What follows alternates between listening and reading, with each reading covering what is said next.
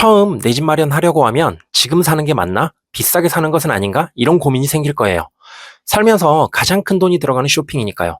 저는 10채 이상 아파트를 사고 팔았지만 단 한 번도 고민 없이 시원하게 산 적이 없어요. 집값이 너무 오른다고 조급한 마음에 아파트를 사면 몇 년 뒤에 수천만 원 또는 수억의 손해를 볼 수도 있습니다. 그래서 이번 영상에서는 적어도 손해는 보지 않도록 처음 내 집 마련할 때 반드시 알아야 할 핵심 포인트 5가지를 알려드릴게요. 이 영상 끝까지 보시면 지금 집을 사도 되는지, 그리고 어떤 기준으로 지역과 아파트를 골라야 하는지 명확해질 거예요. 그럼 시작하겠습니다. 첫 번째, 예산을 잘 짜야 합니다. 예산을 짤 때 2가지를 함께 고민해야 하는데요. 먼저 내가 살 수 있는 아파트 가격이 얼마인지를 알아야 하고요. 또 하나는 한 달에 내가 감당할 수 있는 지출을 계산해야 합니다. 내가 살 수 있는 아파트 가격은 지금 가지고 있는 돈, 그리고 대출 한도에 따라 정해집니다. 당연한 말이지만 가지고 있는 돈이 많다면 조금 더 비싼 아파트를 살 수 있습니다.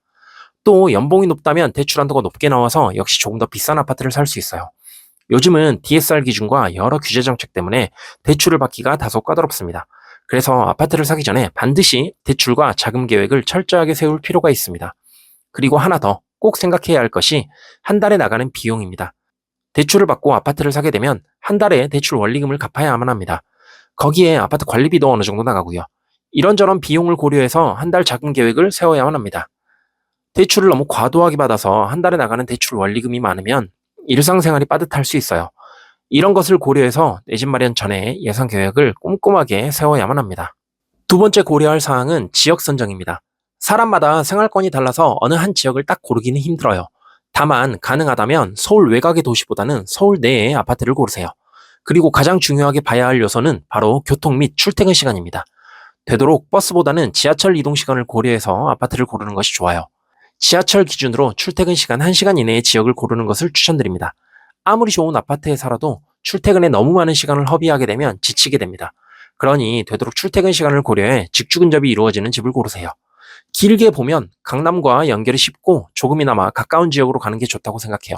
지금 또는 미래에 새로 생기는 전철 노선은 모두 강남을 중심으로 개발되고 있어요.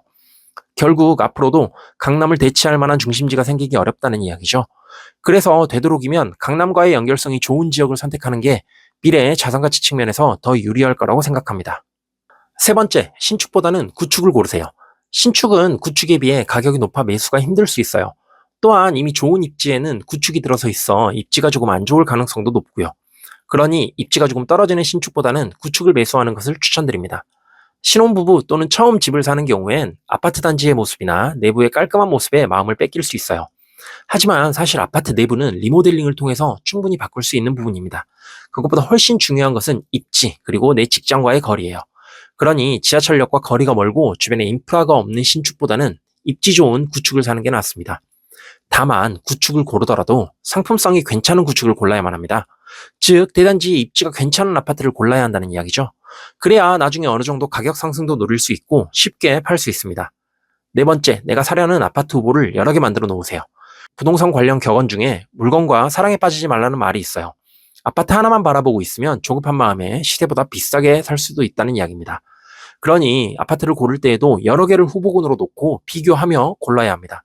만약 내가 사고 싶었던 단지에 물건이 없다면 다른 단지를 사야 할 수도 있으니까요.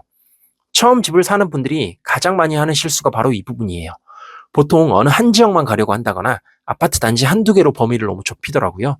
웬만하면 3-4군데 이상의 지역과 아파트 단지를 비교해보고 결정을 내리기를 추천드려요. 그래야만 조급해하지 않고 올바른 결정을 내릴 수 있습니다. 마지막으로 생각해야 할 점은 지금 고르는 집이 평생 살 집이 아니라는 사실입니다.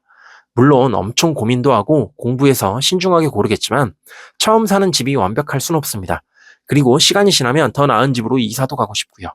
그러니 지금 집에 평생 산다는 생각보다 다음 단계로 갈아타기 위한 발판이라고 생각하세요. 이런 기준으로 보면 조금이나마 마음 편하게 아파트를 고를 수 있을 거예요. 한 번에 완벽한 아파트를 고르는 것이 아니라 이것을 시작으로 꾸준히 부동산 공부도 하고 아파트에 대해 알아가면 되니까요. 아파트를 잘 고르는 법을 익히거나 기초적인 부동산 공부를 통해 자산을 불릴 수 있도록 제가 도와드릴게요.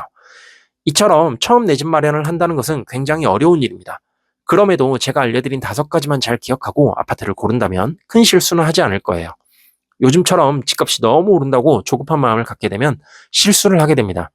천리길도 한 걸음부터라고 내 집 마련을 시작으로 자산을 차근차근 불려나간다고 생각하세요. 그래야 날카로운 시선으로 좋은 집을 고를 수 있습니다. 이번 영상이 도움이 되셨다면 구독과 좋아요 눌러주세요. 앞으로도 내 집 마련과 재테크, 부동산 투자에 도움되는 정보 많이 알려드리도록 할게요. 시청해주셔서 감사합니다.